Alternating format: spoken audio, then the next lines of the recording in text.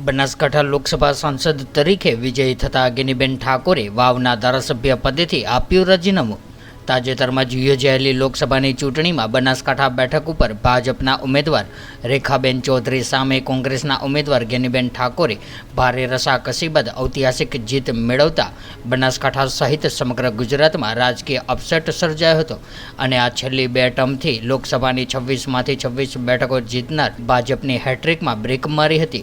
ત્યારે બનાસકાંઠા લોકસભાના નવનિયુક્ત સાંસદ ગેનીબેન ઠાકોરે આજરોજ વાવ વિધાનસભાના ધારાસભ્ય તરીકે ગુજરાત વિધાનસભાના અધ્યક્ષ શંકરભાઈ ચૌધરીને ધારાસભ્ય પદેથી પોતાનું રાજીનામું આપ્યું હતું।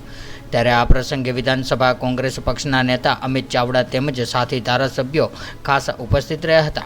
ગુજરાત વિધાનસભા ખાતે વિધાનસભા કોંગ્રેસ પક્ષના નેતા અમિત ચાવડા તેમજ સાથી ધારાસભ્યો દ્વારા ધારાસભ્ય પદે વિદાય લેતા ગેનીબેન ઠાકોરનું સન્માન કરવામાં આવ્યું હતું।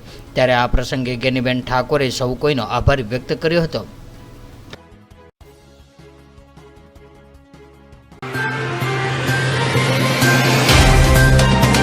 तो व्हाट्सएप, ट्विटर, फेसबुक, इंस्टा जहाँ भी आपका अकाउंट है, इसे शेयर बटन के द्वारा वहाँ पर शेयर करें।